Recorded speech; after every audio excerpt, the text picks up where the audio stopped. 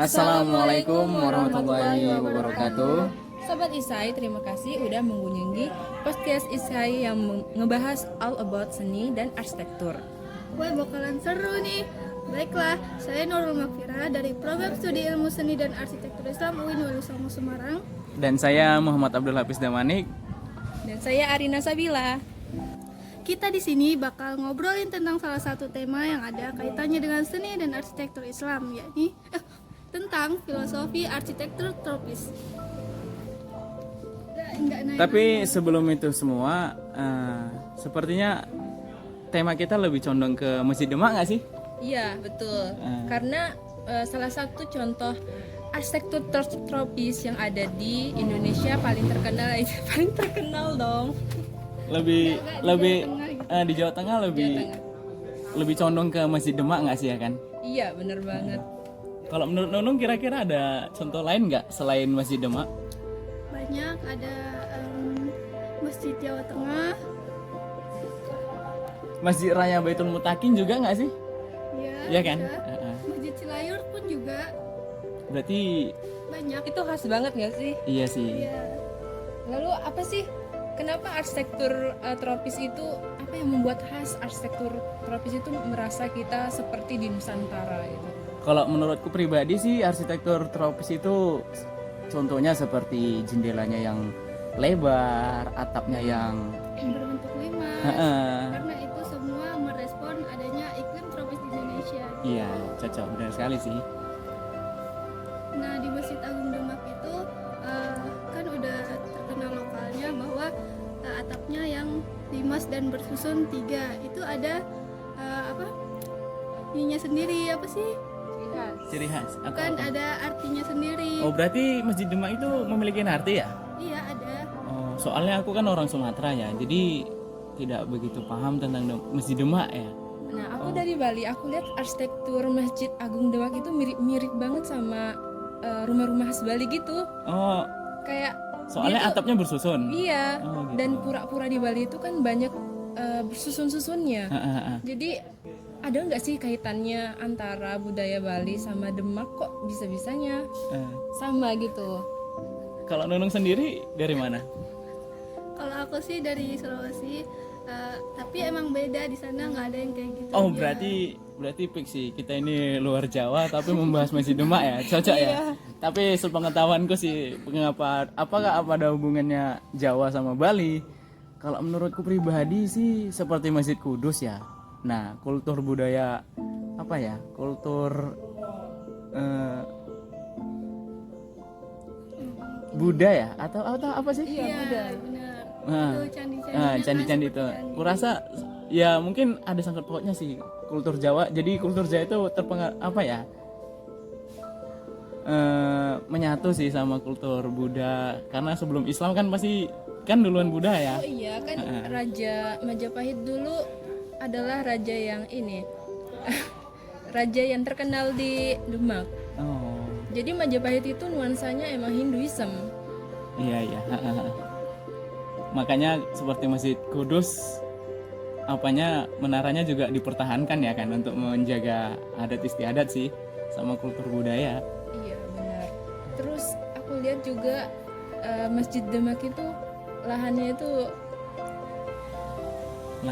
sorry. Terus aku lihat Masjid Demak itu lahannya luas banget.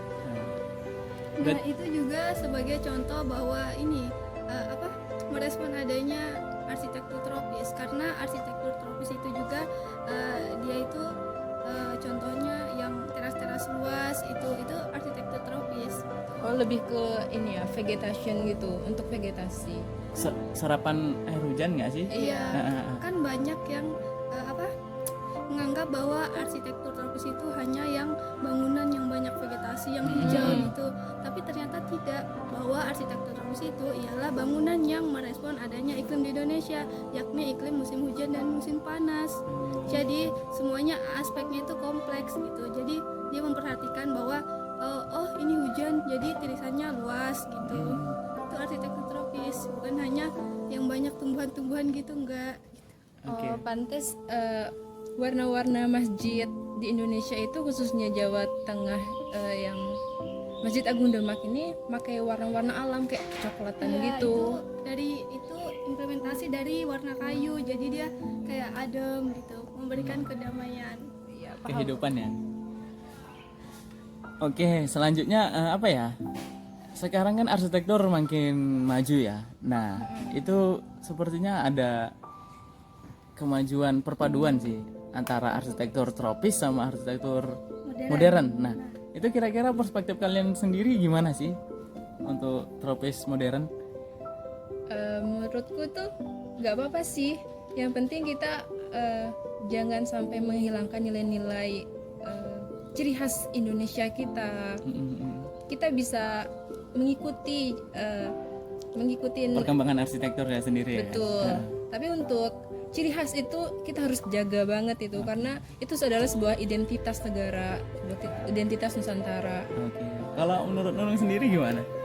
Kan seperti yang dibilang tadi bahwa arsitektur tropis itu memiliki jendela-jendela yang lebar.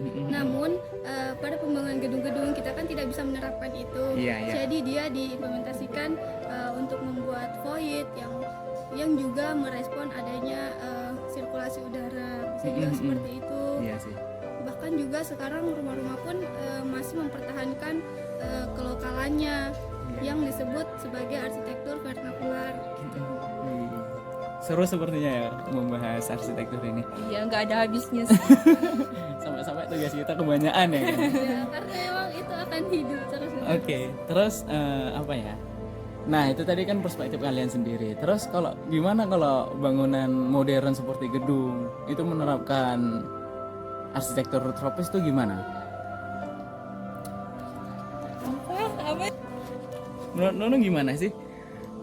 Ya menurutku masih boleh-boleh saja menerapkan bahwa gedung itu memakai arsitektur tropis dengan menerapkan jendela yang lebar, namun harus tetap tertutup karena kita juga merespon adanya angin. Nah, angin juga sendiri bisa membawa beban yang tidak mungkin bisa Kembali lagi beban itu ada dua ya, beban apa? Hidup mati. hidup dan mati. Iya, vertikal dan horizontal. Yang vertikal itu apa tadi? Hujan. Vertikal itu Hujan. hujan, Vertikal angin hujan. ya kan. Nah, Itu. kalau yang apa? Nah, Horizontal? horizontal itu beban gempa. Gempa. Iya, jadi kalau menurutku arsitektur tropis itu bisa diterapin di bangunan, bahkan perlu, karena setiap bangunan itu harus merespon iklim dari daerah itu. Iya, cocok Jadi sih. kita harus menyesuaikan juga gitu. Ya, bisa juga dengan memperhatikan arah bangunan, karena arsitektur tropis umumnya dia memanjang dari utara ke selatan. Kenapa demikian? Karena kalau arah dari timur dan barat itu arah matahari ya kan. Jadi mereka merespon dengan memanjangkan bangunan dari selatan ke utara. Oke, lanjut kita kembali ke Masjid Demak ya, sesuai tema kita tadi mengarah ke sana. Kenapa sih Masjid Demak itu nggak berubah? Karena toh nyatanya Indonesia kayaknya lebih banyak masjid Indonesia berkubah gitu. Iya benar. Terus ini kenapa sih di Jawa Tengah ada Masjid Demak tapi kok nggak berkubah? Itu gimana sih? Nah, menurutku ini Indonesia itu menurutku Indonesia belum paham tentang Islam. Jadi Kubah itu aslinya itu bukan identitas Islam, itu identitas dari Hagia Sophia. Nah, itu masjid dari Kristen. Apa sih Kristen itu? Gereja. Nah, dulu Hagia Sophia itu berkubah, itu punya gereja, tapi Islam masjid Islam pertama itu Masjid Jawa, dia cuman bentuk kubus aja gitu. Jadi menurutku Kubah itu bukan identitas Islam. Bukan hal yang wajib maksudnya. Iya, tapi kenapa rata-rata orang itu nilai masjid itu harus berkubah gitu? Padahal nggak tentu, karena itu sebenarnya bukan identitas Islam. Tapi menurutku walaupun masjid berkubah itu tidak menentukan. Maksudnya karena kubah dari Hagia Sophia ya berbau dengan Eropa, terus nggak diperbolehkan, itu menurutku boleh kan gitu. Tapi itu lebih ciri khas ke Eropa sih. Karena kita juga Nusantara, jadi boleh-boleh aja kalau apanya itu kubah diganti dengan atap bersusun tadi ya.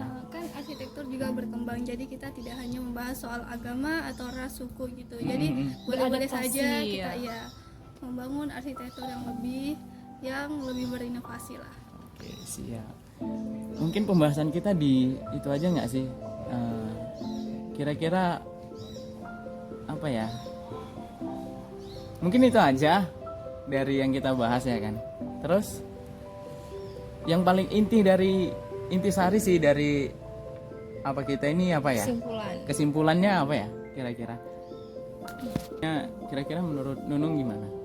Jadi arsitektur tropis itu bukan hanya tentang tumbuhan-tumbuhan vegetasi ya.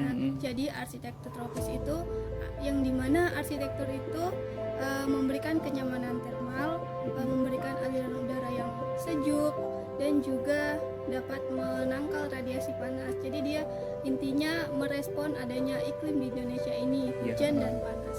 Oke. Kalau menurut apa sendiri Rina gimana? Kalau aku sih arsitektur tropis itu penting banget di Indonesia.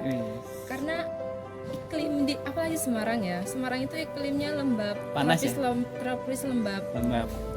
Jadi perlu banget adanya arsitektur tropis ini dalam membangun desain sebuah bangunan kita. Karena kalau kita nggak tahu yang hal-hal mendasar tentang iklim, contohnya kita nggak bakal tahan sendiri di bangunan itu. Jadi kita perlu Oke. Buat arsitektur itu kenyamanan ya. Seperti kata Pak Jokowi harus merakyat ya. Iya. Oke. Baik, itu mungkin dari kita. Saya Muhammad Abdul Hafiz Damanik. Aku Arina Sabila. Aku Nurul Makfirah. Ada loh closing. Kurang lebihnya ada cara. kami mengucapkan minta maaf apabila ada kekurangan di sampaian pemateri kami. Terima kasih untuk teman-teman semuanya. Senang banget bisa nyapa Sobat Isai di podcast ini. Dengerin terus ya podcast Isai. Tentunya kita bakal membahas tema-tema lain yang pastinya lebih seru. Semoga bermanfaat. Oke. Wassalamualaikum warahmatullahi wabarakatuh. Dah.